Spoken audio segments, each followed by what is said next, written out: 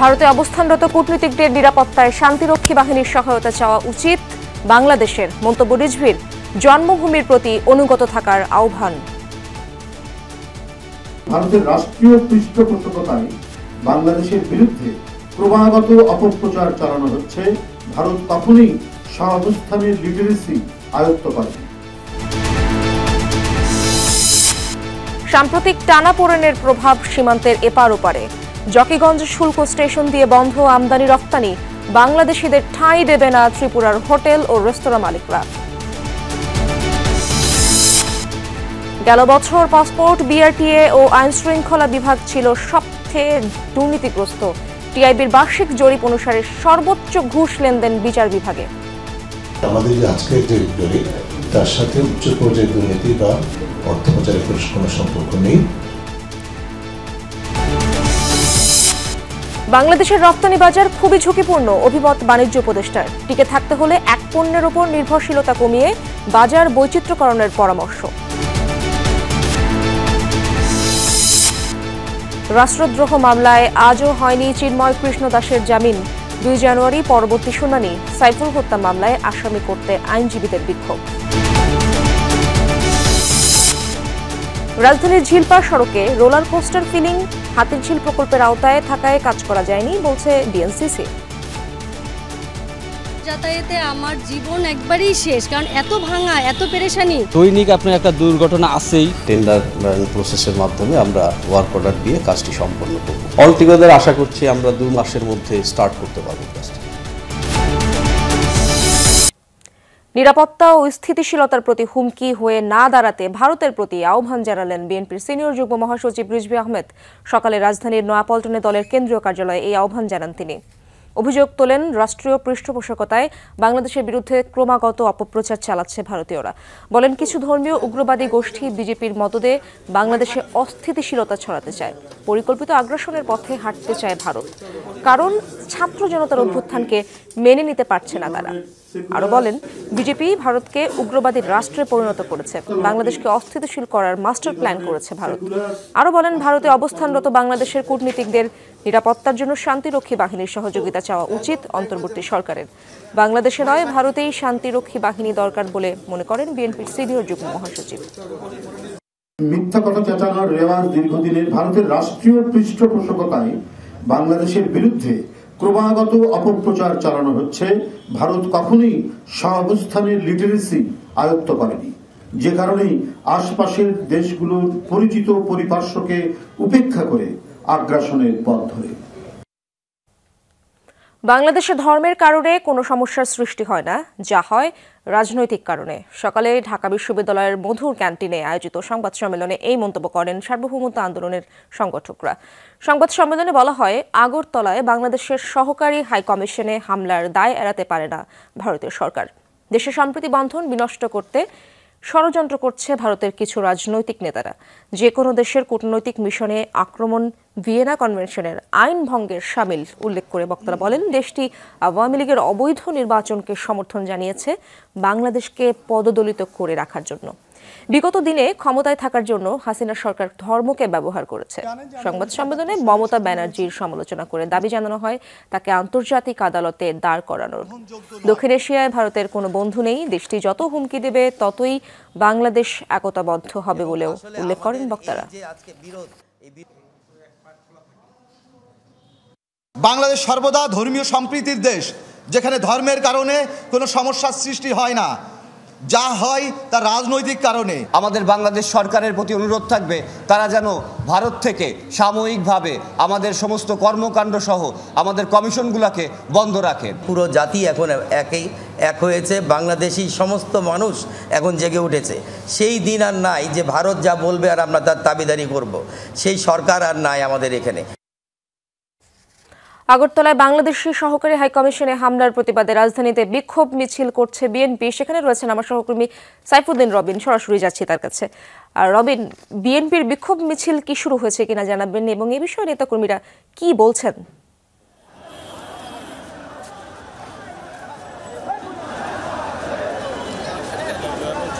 কেন্দ্রীয় কার্যালয়ের সামনে থেকে এই বিক্ষোভ মিছিলটি শুরু হয়, যেটি মূলত আগরতলায় হাইকমিশনে হামলার ঘটনা, সেই সঙ্গে ভারতীয় আগ্রাসনের প্রতিবাদে এই বিক্ষোভ মিছিল দলের সবগুলো অঙ্গ সংগঠন অর্থাৎ ছাত্রদল, যুবদল, স্বেচ্ছাসেবক দল সহ বিভিন্ন অঙ্গ সংগঠন যেগুলো রয়েছে সেই সব অঙ্গ সংগঠনের নেতৃবৃন্দ এবং বিএনপি মহানগরের নেতৃবৃন্দরা আসলে যুক্ত রয়েছেন।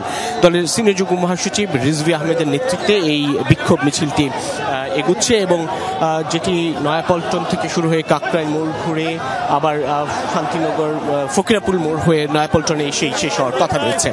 এই বিক্ষোভ মিছিল থেকে নেতৃবৃন্দ যে স্লোগান দিচ্ছেন সেটি হচ্ছে দিল্লির দাসত্ব তারা মানতে রাজি নন, এমন কি বক্তব্য তাদের স্লোগানে। এবং সেই সঙ্গে নেতৃবৃন্দ বলছেন যে ভারত বা ভারতের যে ক্ষমতাসীন বিজেপি সরকার তারা মূলত বাংলাদেশে সাম্প্রদায়িক উস্কানি দিচ্ছে, যদিও সব দল, মত, বর্ণ, ধর্ম নির্বিশেষে সকলেই ঐক্যবদ্ধভাবে সহাবস্থানে রয়েছে এই বাংলাদেশে। এখানে ভারতের কোনো ধরনের সাম্প্রদায়িক উস্কানিতে কোনো ধরনের বিশৃঙ্খল পরিস্থিতি সৃষ্টি হবে না, সেই প্রত্যয়টুকু তারা ব্যক্ত করছেন। বলছেন যে ভারত গণতান্ত্রিক দেশ হলেও সেখান থেকে রাষ্ট্রীয় মদদে নানান প্রকার অপপ্রচার চালানো হচ্ছে বাংলাদেশের বিপক্ষে এবং সেই অপপ্রচারের প্রতিবাদটুকু তারা জানাচ্ছেন এই বিক্ষোভ মিছিল থেকে। এবং দলের সিনিয়র যুগ্ম মহাসচিব এই বিক্ষোভ মিছিলের পূর্বে একটি সংবাদ সম্মেলন করেছেন, সেখানে বলছেন বাংলাদেশকে অস্থিতিশীল করার জন্য ভারতের পক্ষ থেকে এক ধরনের মাস্টার প্ল্যান করা হয়েছে, সেই পরিকল্পনার অংশ হিসেবেই নানানভাবে সাম্প্রদায়িক উস্কানি দেওয়া হয়েছে। তার বিরুদ্ধেই তাদের এই প্রতিবাদী মিছিল এবং যেই মিছিলে নেতৃত্ব দিচ্ছেন যেমনটি অঙ্গ সংগঠনের নেতৃবৃন্দ, মহানগরের নেতৃবৃন্দ, তারা বলছেন কেন্দ্র থেকে আমাদের সাংবাদিকদের এক ধরনের প্রশ্ন ছিল বিএনপির সিনিয়র যুগ্ম মহাসচিব রিজভী আহমেদের কাছে যে বিএনপির পক্ষ থেকে আর কোনো ধরনের কর্মসূচি থাকবে কিনা এইরকম ঘটনার পরিপ্রেক্ষিতে। তখন নেতৃবৃন্দ জানাচ্ছিলেন যে পরবর্তীতে দল সেটি সিদ্ধান্ত নিয়ে তাদের অবস্থানটুকু জানাবেন। কিন্তু ভারতীয় আগরতলায় হাইকমিশনে যে হামলার ঘটনা ঘটেছে সেই ঘটনার প্রেক্ষিতে অন্তর্বর্তী সরকারের কাছে বিএনপির পক্ষ থেকে আহ্বান জানানো হয়েছে ভারতে অবস্থানরত বাংলাদেশের কমিশনগুলোর কূটনীতিকদের নিরাপত্তা নিশ্চিতের জন্য জাতিসংঘের কাছে যেন আহ্বান জানানো হয় শান্তিরক্ষী বাহিনী ভারতে মোতায়েন করার জন্য। সম্প্রতি ভারতের মুখ্যমন্ত্রী, পশ্চিমবঙ্গের মুখ্যমন্ত্রী মমতা বন্দ্যোপাধ্যায়ের একটি বক্তব্যকে ঘিরে যে পরিস্থিতি তৈরি হয়েছে সেটিরও নিন্দা যেমনটি জানানো হয়েছে বিএনপির পক্ষ থেকে এই বিক্ষোভ মিছিল থেকেও, ঠিক তেমনি তারা বলছেন যে বাংলাদেশে কোনো ধরনের অস্থিতিশীলতা নেই এবং বাংলাদেশে কোনো ধরনের সাম্প্রদায়িক শক্তির উত্থানও ঘটেনি। সংখ্যালঘু থেকে শুরু করে প্রত্যেকেই সহ অবস্থান বজায় রেখে অবস্থান করছেন। কিন্তু ভারতে যে অপপ্রচার এবং ভারত যেভাবে উস্কানি দিচ্ছে তার পরিপ্রেক্ষিতে ভারতেই আসলে সেই দেশে যেভাবে রাষ্ট্রীয় মদদে সংখ্যালঘুদের ভারতে নির্যাতন করা হয় সেটির পরিপ্রেক্ষিতে ভারতের শান্তিরক্ষী বাহিনী মোতায়েন করা উচিত এমন দাবির কথাও বলা হচ্ছে বিএনপির এই কর্মসূচি থেকে। এবং নেতৃবৃন্দ আশা করছেন যে অতি দ্রুত ভারতের নেতৃবৃন্দদের অর্থাৎ ভারতের রাষ্ট্র পরিচালনার সঙ্গে জড়িতদের এবং নীতি নির্ধারকদের মধ্যে এক ধরনের বোধোদয় ঘটবে, যার মধ্য দিয়ে স্থিতিশীলতা আসবে এই অঞ্চলে। কেননা তারা এটিও বলছেন যে কোনো প্রকার অস্থিতিশীলতা কিংবা উস্কানির বিপরীতে দাঁড়িয়ে এই ধরনের কোনো ধরনের বিশৃঙ্খল ঘটনা ঘটলে পুরো এই উপমহাদেশেই আসলে এক ধরনের বিশৃঙ্খল পরিবেশ সৃষ্টি হবে, যেটি কারো কাছেই আসলে যেটি কাম্য নয়। সে কারণে সেই স্থিতিশীলতার দাবিটুকু রাখছেন এবং সেই সঙ্গে প্রতিবাদটুকু তারা জারি রাখছেন। এবং বিএনপি বলছে যে ভারত তাদের রাষ্ট্রীয় যে উস্কানি সেই উস্কানি বন্ধ করে এই অঞ্চলে স্থিতিশীলতা বজায় রাখার ক্ষেত্রে তাদের ভূমিকা অব্যাহত রাখবে। রবিন, আপনি সেখানে থাকুন, পরবর্তীতে আরো খবরাখবর জানার চেষ্টা করবো আপনার কাছ থেকে। ধন্যবাদ। আগরতলায় বাংলাদেশের সহকারী হাই কমিশনে হামলার প্রতিবাদে ঢাকাস্থ ভারতীয় দূতাবাস ঘেরাও কর্মসূচির ডাক দিয়েছে বাংলাদেশ সিভিল সোসাইটি। সেখানে রয়েছেন আমার সহকর্মী আকলাক সাফা, সরাসরি যুক্ত হচ্ছে তার সাথে। সাফা, কখন বিক্ষোভ শুরু হতে পারে এবং এই মুহূর্তে ভারতীয় দূতাবাস এলাকায় নিরাপত্তা আপনি কেমন দেখছেন? এটাই আমি আপনাকে আগে বলি ইশরাত, সেটি হচ্ছে নিরাপত্তা কিন্তু বেশ জোরদার করা হয়েছে এবং সেটি শুধু আজকেই না, আরও 3 দিন আগেই কিন্তু নিরাপত্তার যে অতিরিক্ত যে আইন শৃঙ্খলা রক্ষাকারী বাহিনীর সদস্য, বিশেষ করে সেনাবাহিনীর সদস্য যারা, এবং তারা কিন্তু বেশ সাজোয়া অবস্থানেই যে ভারতের যে ঢাকার যে দূতাবাস আছে সেই দূতাবাসে কিন্তু তারা একটি টহল এবং হচ্ছে যে কড়া একটি পাহারা, যে পাহারা কিন্তু আমাদের চোখে পড়ছে। এবং আপনি যেটি বলছিলেন যে প্রতিবাদ মিছিল অথবা বিক্ষোভ মিছিল অথবা সমাবেশ যেটি হওয়ার কথা, সেটি কিন্তু এই স্পট পর্যন্ত তাদেরকে আসতে দেওয়া হবে না। এবং যেটি আমরা জানতে পেরেছি যে তাদেরকে ভাটারা থানার সামনে অথবা রাস্তার কোনো একটা জায়গায় সেখানেই কিন্তু তারা বিক্ষোভ প্রদর্শন করতে পারবেন এবং সেটি অবশ্যই শান্তিপূর্ণ সক্ষম হবে, এমনটাই কিন্তু নিশ্চিত করা হয়েছে। আগরতলার যে ঘটনা, সেই ঘটনার প্রতিবাদে এখনো পর্যন্ত কিন্তু কোনো শান্তিপ্রিয় কর্মসূচির বাইরে কোনো ধরনের কর্মসূচি কিন্তু বাংলাদেশের কোনো সংগঠনের পক্ষ থেকে এখনো পর্যন্ত দেওয়া হয়নি, এবং তারা সেটি বলছেন যে তারা কোনো ধরনের সংঘাতক অথবা এমন কোনো ধরনের কর্মসূচির দিকে তারা যাবেন না। তারা তাদের যে প্রতিবাদের ভাষা, সেই প্রতিবাদের ভাষাটি বিভিন্ন মাধ্যমে তারা ভারতের কাছে এই মেসেজটি তারা পৌঁছাতে চান।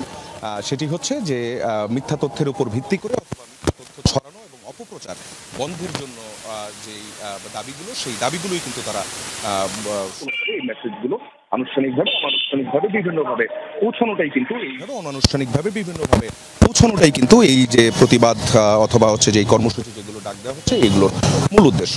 এবং যেটি যেমন গতকাল মমতা ব্যানার্জির যে বক্তব্য, সেই বক্তব্যের উপরে কিন্তু বেশ ফুসে উঠেছে বাংলাদেশের মানুষ, যদিও তারা এখনো পর্যন্ত ক্ষোভ প্রকাশই করে যাচ্ছেন এবং ক্ষুব্ধ যে অবস্থান, সেই অবস্থানেও তারা হচ্ছে যে এই বিষয়টির সম্পর্কে তিনি যে বক্তব্য দিয়েছেন সেই বক্তব্যের বিরুদ্ধে তাদের যে অবস্থান, সেই অবস্থানও কিন্তু তারা জানান দিতে চাচ্ছেন।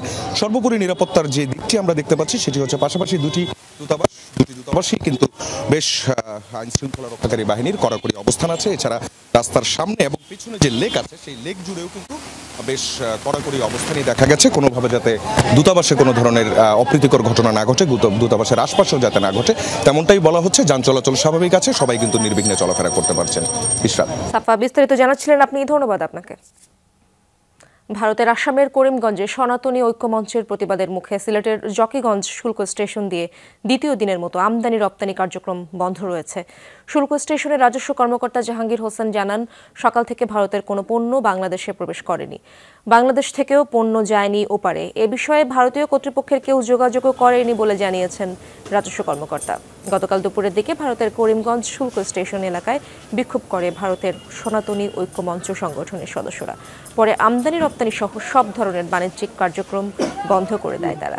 জকিগঞ্জ শুল্ক স্টেশন ছাড়া বেনাপোল, হিলি, আখাউড়া সহ দেশের অন্যান্য স্থলবন্দর দিয়ে আমদানি রপ্তানি কার্যক্রম স্বাভাবিক রয়েছে।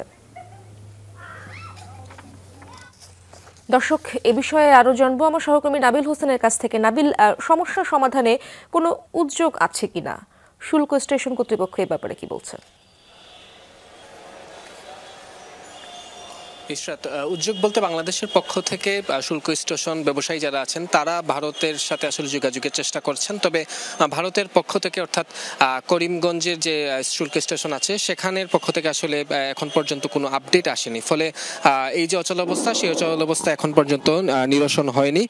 তবে বাংলাদেশের যারা কর্তৃপক্ষ আছেন জকিগঞ্জের শুল্ক স্টেশনে, তারা বলছেন তারা আলোচনা চালিয়ে যাওয়ার চেষ্টা করছেন, তারা দ্রুত সময়ের মধ্যে যাতে এই যে অচলাবস্থা সেটি নিরসন হয় সেজন্য তারা প্রচেষ্টা চালাচ্ছেন। পাশাপাশি ব্যবসায়ী যারা আছেন তারাও আজকে সকাল থেকে শুল্ক স্টেশনেই রয়েছেন। মূলত এই যে স্থলবন্দর সেদিক দিয়ে খাদ্য, ফল, এই ধরনের পচনশীল দ্রব্যাদি আসলে বাংলাদেশের ব্যবসায়ীরা আমদানি করে থাকেন, এখান থেকে বাংলাদেশের কোনো পণ্য রপ্তানি হয় না। ফলে বাংলাদেশের ব্যবসায়ীরা তারা বলছেন এই যে পচনশীল দ্রব্যগুলো, সেগুলো যদি এই সংকট দ্রুত নিরসন না হয়, তারা বড় ধরনের আসলে তাদের যে এলসি করা পণ্যগুলো, সেই পণ্যগুলো পাবেন না, সেগুলো নষ্ট হবে, পচে যাবে, ফলে তারা বড় ধরনের ক্ষতির সম্মুখীন হতে পারেন।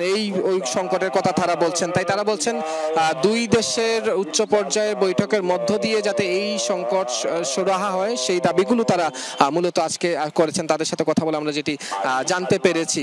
আর ঘটনার সূত্রপাত গতকাল দুপুরে সনাতনী ঐক্য যে তাদের মঞ্চ, যেটি ভারতের আসলে সেই মঞ্চের উদ্যোগে আসলে কালকে সেখানে সমাবেশ হয়, বিক্ষোভ হয়, এবং বিক্ষোভের পরেই এই যে সিলেটের যে শুল্ক যে রপ্তানি অর্থাৎ ভারত থেকে যে আমদানি করার যে ট্রাকগুলো সেগুলো আটকে দেওয়া হয়, এবং এরপর থেকে আসলে গতকাল দুপুরের পর থেকে এখন পর্যন্ত কোনো ট্রাক এই শুল্ক স্টেশন দিয়ে বাংলাদেশে প্রবেশ করেনি। আমরা যতটুকু জানতে পেরেছি সেখানকার যিনি বিধায়ক রয়েছেন অর্থাৎ জনপ্রতিনিধি, তিনিও আসলে এই যে যতদিন পর্যন্ত বাংলাদেশের পরিস্থিতি স্বাভাবিক হচ্ছে না ততদিন পর্যন্ত এই যে আসলে রপ্তানি যাতে বন্ধ থাকে সেজন্য তিনি আসলে চিঠিও দিয়েছেন। অর্থাৎ এই অচলাবস্থা কখন কবে এরকম অবস্থায় সেখানে বিরাজ করছে। ধন্যবাদ আপনাকে নাবিল, বিস্তারিত জানাচ্ছিলেন আপনি। বাংলাদেশি নাগরিকদের কোনো হোটেলে থাকতে না দেওয়ার সিদ্ধান্ত নিয়েছে ত্রিপুরার হোটেল ও রেস্তোরাঁ মালিক সমিতি। সোমবার এক বিবৃতিতে এই ঘোষণা দিয়েছে তারা। বিবৃতিতে 10টি পয়েন্ট তুলে ধরা হয়েছে। সোমবার থেকে উত্তর পশ্চিমাঞ্চলের রাজ্যটির কোনো হোটেলে থাকতে না দেওয়ার সিদ্ধান্ত হয়েছে। নির্দেশ দেওয়া হয়েছে সব হোটেলের ফ্রন্ট ডেস্কে বাংলাদেশি নট অ্যালাউড লেখা পোস্টার টাঙানোর, এমনকি বাংলাদেশিদের কাছে বিক্রি করা হবে না খাবারও। এর আগে একই দিন আগরতলায় বাংলাদেশি হাই কমিশনে হয়েছে হামলা। মুখোশ হেলমেট পরিহিত একদল গেরুয়া পোশাকধারী তাণ্ডব চালিয়েছে হাই কমিশন প্রাঙ্গণে। ছিঁড়ে ফেলা হয় বাংলাদেশের জাতীয় পতাকা।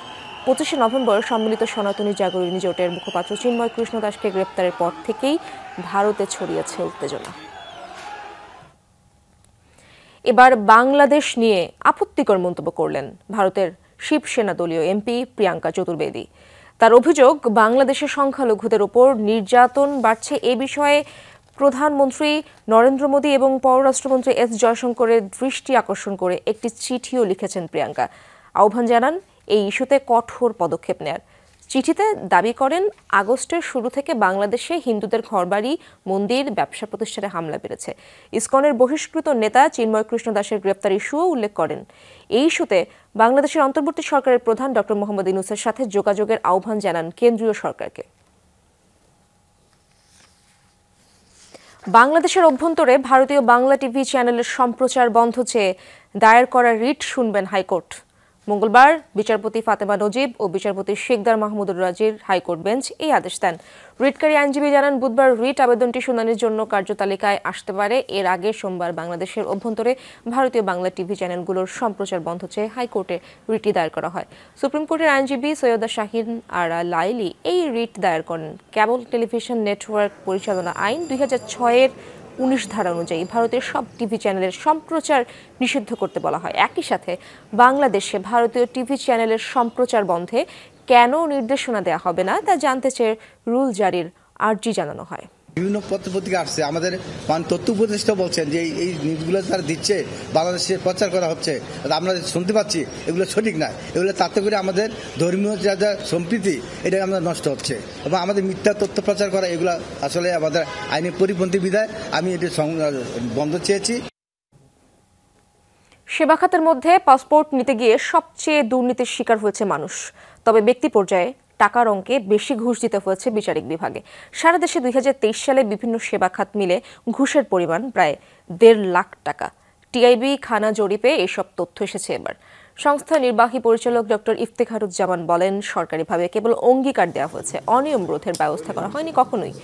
সকালে রাজধানীর মাইডাস সেন্টারে এসব কথা বলেন তিনি। প্রতিবেদনে বলা হয়, বিভাগ ভিত্তিক হিসেবে বরিশালে দুর্নীতি হয়েছে সব থেকে বেশি, তুলনামূলক কম হয়েছে রংপুর অঞ্চলে। এছাড়া খাত ভিত্তিক মোট টাকার অঙ্কে ভূমি সেবা খাত দুর্নীতির শীর্ষে। ইফতেখারুজ্জামান বলেন, ডিজিটালাইজড করা হলেও সুবিধা পায়নি মানুষ। পুরোপুরি ডিজিটালাইজড এবং জবাবদিহিতা বাড়ানো গেলে দুর্নীতি কমানো সম্ভব বলে মনে করেন তিনি।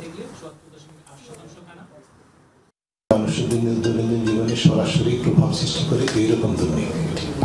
এটা যে উচ্চ পর্যায়ের ক্ষমতার অপব্যবহারের মাধ্যমে যে দুর্নীতি এবং যার সাথে একটা বিশাল ধরনের অর্থ পাচারের বিষয়টি জড়িত রয়েছে, যেটি নিয়ে আমরা সাংবাদিককারে আপনারা প্রকাশ করছেন।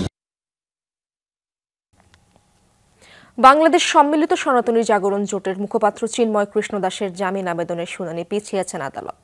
আসামি পক্ষের আইনজীবী না থাকায় ও রাষ্ট্রপক্ষের আবেদনের প্রেক্ষিতে আগামী 2 জানুয়ারি শুনানির দিন ধার্য করা হয়েছে। রাষ্ট্রদ্রোহ মামলায় মহানগর মেট্রোপলিটন ম্যাজিস্ট্রেট সাইফুল ইসলামের আদালতে আজ শুনানি হওয়ার কথা ছিল, তবে আদালতে আনা হয়নি চিন্ময়কে। এরই মধ্যে চিন্ময়ের জামিন না দিতে ও আইনজীবী হত্যা মামলায় তাকে আসামি করার দাবিতে বিক্ষোভ করে আইনজীবীদের একাংশ। 26 নভেম্বর শুনানি ঘিরে আদালত প্রাঙ্গণে চিন্ময় অনুসারীদের সাথে পুলিশের দফায় দফায় সংঘর্ষ হয়।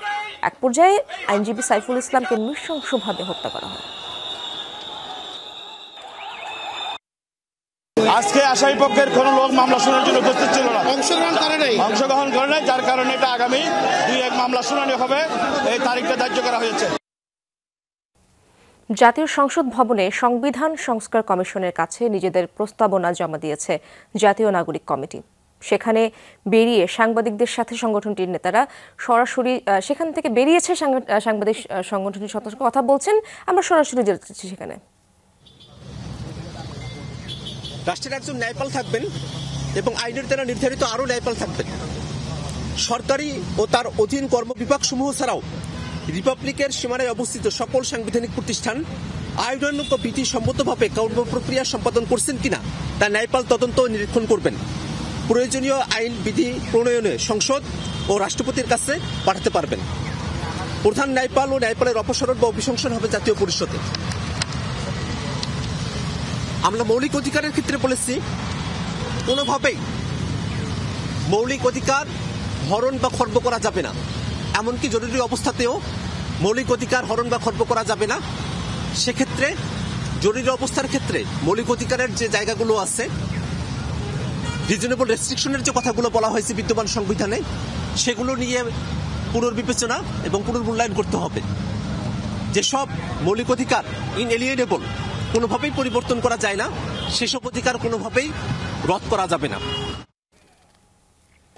রাজধানীর সূচনা কমিউনিটি সেন্টারে এক মতবিনিময় সভায় বক্তব্য রাখছেন ডিএমপি কমিশনার। আমরা সরাসরি চলে যাচ্ছি সেখানে। অটোরিকশা ব্যবহার করবেন না, কারণ অটোরিকশা ব্যবহার করলেই জটিলতা বেশি হয়। যদি 1 কিলোমিটার ভিতরে আপনার অফিস হয় তাহলে হেঁটে যান। ইভেন আমরা যদি পুরুষ মানুষ হই 1.5 কিলো হাঁটলেও তো আপনার সমস্যা নেই, আপনার ভালো কাজ হবে শরীরে।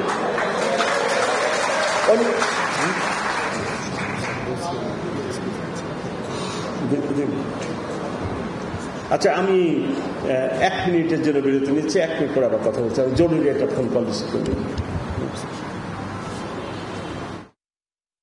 বাংলাদেশের রপ্তানি বাজার খুবই ঝুঁকিপূর্ণ, এক পণ্যের উপর নির্ভরশীল। টিকে থাকতে হলে পণ্য এবং বাজারের বৈচিত্র্যকরণের বিকল্প নেই বলে মনে করেন বাণিজ্য উপদেষ্টা শেখ বশির উদ্দিন। সকালে রাজধানীর একটি হোটেলে বিশ্ব বাণিজ্য সংস্থার বিরোধ নিষ্পত্তি নিয়ে কর্মশালায় উপদেষ্টা আরও বলেন, বিভিন্ন দেশের সঙ্গে শুল্ক সুবিধা থাকলেও তার সুফল মিলছে না।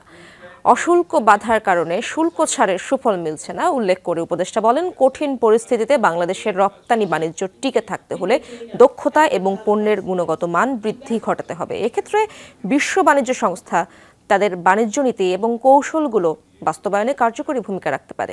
বাণিজ্য হিস্সা নিশ্চিত হলে ঘুরে দাঁড়াবে স্বল্পোন্নত এবং উন্নয়নশীল বিভিন্ন দেশ। বক্তারা বলেন, 2026 সালে উন্নয়নশীল দেশের কাতারে পৌঁছালে বাণিজ্য সুবিধা হারাবে বাংলাদেশ। শুল্ক সুবিধা প্রত্যাহার হলে বাড়বে প্রতিযোগিতাও। সেক্ষেত্রে বহুপাক্ষিক বাণিজ্যে না গেলে পিছিয়ে পড়ার শঙ্কা রয়েছে। এক্ষেত্রে বাণিজ্য বিরোধ নিষ্পত্তির ক্ষেত্রে বিশ্ব বাণিজ্য সংস্থা এবং WTOর সঙ্গে নিবিড়ভাবে কাজ করতে হবে।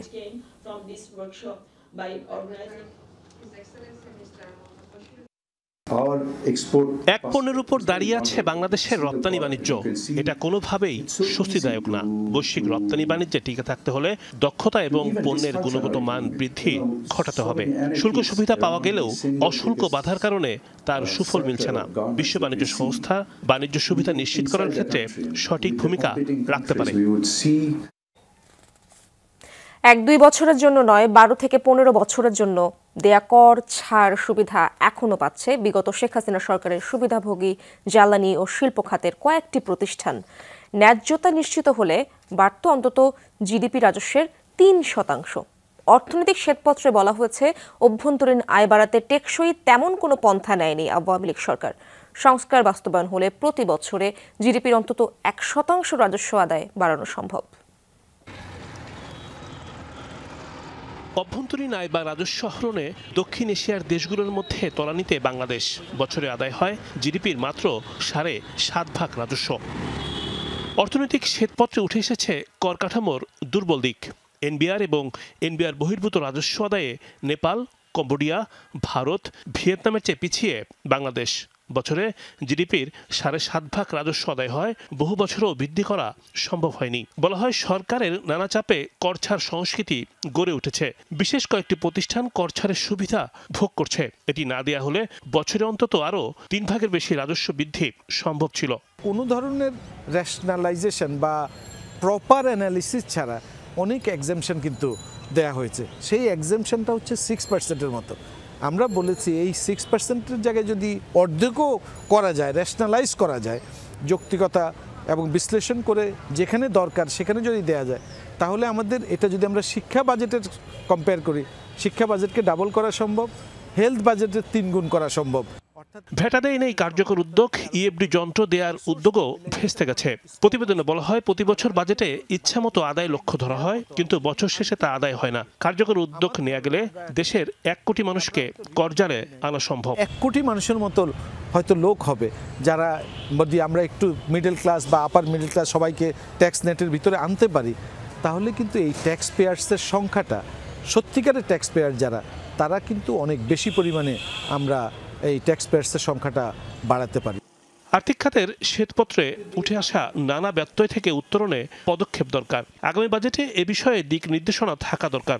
এই হোয়াইট পেপারের ফাইন্ডিংস এবং এর পরে যে টাস্কফোর্সের রিপোর্ট আসবে সেটার সুপারিশমালার আলোকে সামনের দিনগুলোতে আমার কাছে মনে হয় যে পলিসিগুলোকে আমরা আরও কঠোরভাবে বাস্তবায়ন করতে পারবো এবং কোন জায়গাতে পলিসিকে আমাদের এই মুহূর্তে অ্যাটেনশন দিতে হবে সেগুলোকে আইডেন্টিফাই করতে পারবো। অভ্যন্তরীণ আয় না বাড়ানো গেলে কঠিন হবে বাজেট বাস্তবায়ন, বাড়বে ঋণ নির্ভরতা।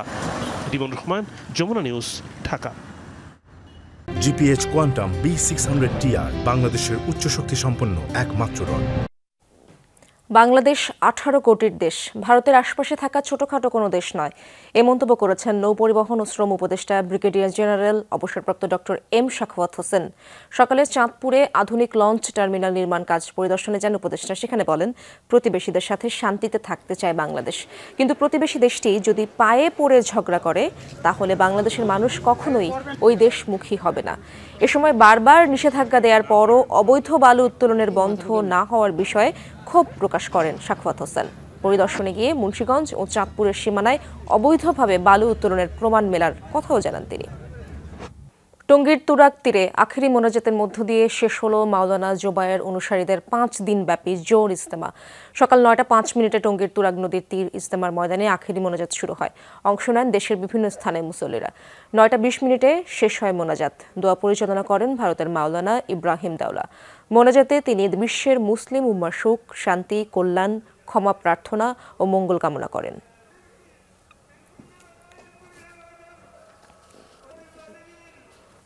সড়কের রোলার কোস্টারের ফিলিং, জেলা উপজেলা নয়, এই অবস্থা খোদ রাজধানীর বুকে। গুদারাঘাট থেকে বাড়িধারাগামী ঝিলপাড় সড়কের প্রায় 2 কিলোমিটার অংশ যেন জমলোকের যাত্রা। গাড়ি তো গাড়ি, যাত্রীর শরীরের কলকবজাও খুলে পড়ার দশা। এলাকাবাসীর অভিযোগ, তাদের দৈনন্দিন জীবনে বিস্ফোরা হয়ে দাঁড়িয়েছে এই সড়ক। ভাস্কর ভাদুরীর রিপোর্টে দেখুন বিস্তারিত। ক্যামেরায় ছিলেন রাকিবুল ইসলাম। কে বলবে এটি রাজধানীর সবচেয়ে বনেদি এলাকা? গুলশান থেকে বাড়িধারার দিকে এগোতেই দেখা মিলবে এমন এবড়োথেবড়ো জরাজীর্ণ সড়কের। হাতির ঝিলের পাশেই এই সড়কটি লেক রোড কিংবা ঝিলপাড় সড়ক হিসেবেই বেশি পরিচিত। নামে কিংবা পরিবেশে নান্দনিকতা থাকলেও সড়কে তার ছিটে ফোটা নেই। প্রায় 2 কিলোমিটার দৈর্ঘ্যের এই সড়কটির অধিকাংশ জুড়েই রয়েছে খানাখন্দ। দেখে মনে হবে যুদ্ধবিধ্বস্ত সড়ক। পরিস্থিতি এতটাই খারাপ যে মূল সড়কেই সুয়ারেজের পানি উপচে পড়ছে 24 ঘন্টা জুড়ে। মানে প্রতিদিন আমি 4 বার যাতায়াতে আমার জীবন একবারেই শেষ, কারণ এত ভাঙা, এত পেরেশানি।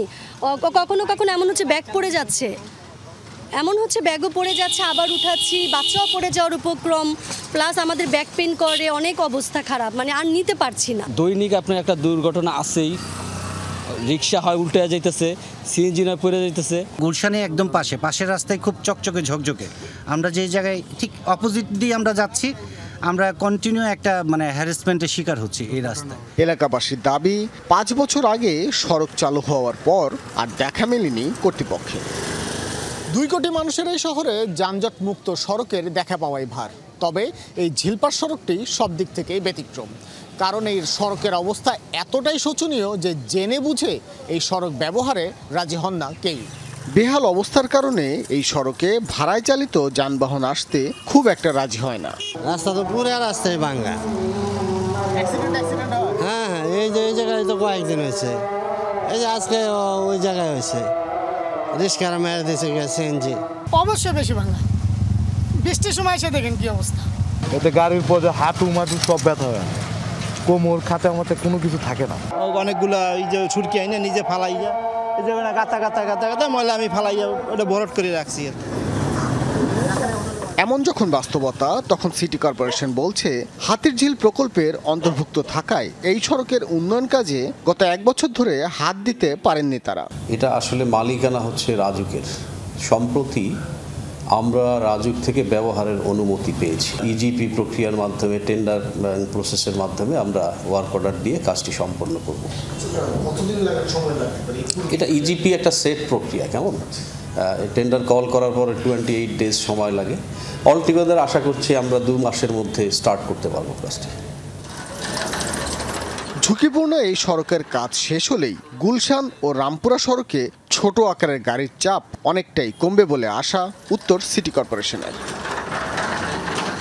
ভাস্কর ভাদুরী, যমুনা নিউজ, ঢাকা। সিরিয়ায় বিদ্রোহীদের দাপটে তৈরি অস্থিরতার জেরে রাজনৈতিক পট পরিবর্তনের প্রত্যাশা করছেন অনেকে। তবে বিশ্লেষকরা বলছেন, রাশিয়া, ইরান সহ মিত্র বিভিন্ন গোষ্ঠীর সহায়তায় এরই মধ্যে বিদ্রোহী দমনের ছক কষে ফেলেছেন প্রেসিডেন্ট বাশার আল আসাদ। প্রয়োজনে আবারও সর্বোচ্চ কঠোর হতে দ্বিধা করবেন না তিনি। এমনকি গদি টেকাতে সিরিয়ায় আরও বিভক্তি মেনে নিতেও প্রস্তুত তিনি।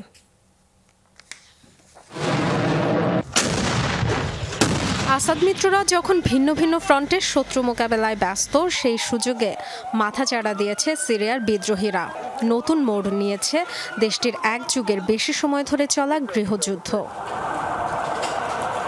চলমান সংঘাত অস্থিরতার জেরে হুমকির মুখে আসাদ প্রশাসনের 2 যুগের শাসন এমনও মনে করছেন অনেকে। এরই মধ্যে রাজনৈতিক পট পরিবর্তনের দাবি তুলছেন বিরোধীরা। মানুষের দাবির প্রতি যদি সরকার সাড়া না দেয়, এই হামলা চলবে। আমরা সিরিয়ার জনগণকে সব ধরনের প্রভাব থেকে মুক্ত করতে চাই। সব সম্প্রদায়ের মানুষকে নিয়ে বৈচিত্র্যময় ভূখণ্ডের যে ঐতিহ্য তা ফিরে পেতে চাই। বিদ্রোহীদের উত্থান প্রমাণ করছে রাজনৈতিক পট পরিবর্তন দরকার। হঠাৎ আক্রমণে কিছুটা টালমাটাল পরিস্থিতিতে পড়লেও অবশ্য বিদ্রোহীদের দমনে এরই মধ্যে কঠোর হওয়ার ইঙ্গিত দিয়েছেন প্রেসিডেন্ট বাশার আল আসাদ। রাশিয়ার সাথে যৌথভাবে বিমান হামলা জোরদার করেছেন বিদ্রোহী অধ্যুষিত এলাকায়। আলেপ্পো জয়ের পর হামার পথে থাকা HTS যোদ্ধাদেরও আপাতত রুখে দিয়েছে আসাদ সেনারা। সিরীয় বাহিনীকে সমর্থন দিতে দেশটিতে প্রবেশ করেছে ইরাকের ইরান সমর্থিত গোষ্ঠীর শত শত যোদ্ধা। আগেই পাশে থাকার বিষয়টি নিশ্চিত করেছে ইরান, রাশিয়া। সব মিলিয়ে রাজত্ব টেকাতে সব প্রস্তুতি নিয়ে ফেলেছেন তিনি। বিশ্লেষকরা বলছেন, বিদ্রোহীদের দমনের সর্বোচ্চ নিষ্ঠুরতা দেখাতে পিছুপা হবেন না আসাদ। প্রয়োজনে সিরিয়ায় আরও বিভক্তি মেনে নিতেও প্রস্তুত তিনি। রাজনৈতিক পরিবর্তন হবে কিনা এখনই তা বলার উপযুক্ত সময় নয়। তবে আমার মনে হয় প্রেসিডেন্ট আসাদ নিষ্ঠুরতার পথে হাঁটবেন। যে কোনো উপায়ে বিদ্রোহীদের অগ্রযাত্রা রুখে দিতে চাইবেন তিনি। 2011 সালে আরব বসন্তের ঢেউয়ে সিরিয়ায় যে গৃহযুদ্ধের সূচনা হয়, তার জেরে দেশটির 45% এলাকায় চলে যায় বিদ্রোহীদের দখলে। হারানো কোনো ভূখণ্ডই আর পুনরুদ্ধার করতে পারেনি সরকারি বাহিনী। Dorothy Tasrin, Jamuna news. Windies Bangladesh test সিরিজের খবর। মাহিদ রানার 5 উইকেট শিকারে জ্যামাইকা টেস্টে ভালো অবস্থানে বাংলাদেশ। ক্যারিবিয়ানদের মাত্র 146 রানে অল আউট করে প্রথম ইনিংসে 18 রানের লিড নিয়েছিল মিরাজের দল। দ্বিতীয় ইনিংসে ব্যাটিং করতে নেমে 5 উইকেটে 193 রান করে তৃতীয় দিন শেষ করেছে টাইগাররা। সাবারিনা পার্কে আগের দিনের 1 উইকেটে 70 রান নিয়ে তৃতীয় দিনের খেলা শুরু করে ওয়েস্ট ইন্ডিজ। বাংলাদেশের বিপক্ষে ওয়ানডে সিরিজের জন্য দল ঘোষণা করেছে ওয়েস্ট ইন্ডিজ ক্রিকেট বোর্ড। প্রথমবার দলে ডাক পেয়েছেন উইকেট রক্ষক ব্যাটার আমির জাঙ্গু। ইংল্যান্ডের বিপক্ষে ক্যারিবিয়ানদের শেষ সিরিজের দলে 2টি পরিবর্তন আনা হয়েছে। বাদ পড়েছেন হাইডেন ওয়ালশ ও জুয়েল অ্যান্ড্রু।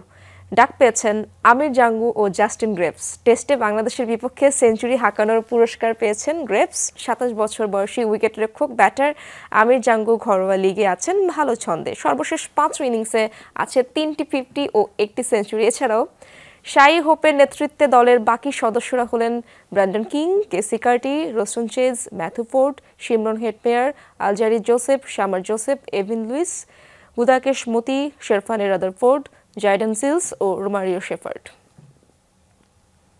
দর্শক, দুপুরে বাংলাদেশের প্রথম ঘন্টা থেকে বিদায় নিচ্ছি। পরের ঘন্টার খবর নিয়ে ফিরবেন সহকর্মী আহমেদ রেজা। সাথেই থাকুন।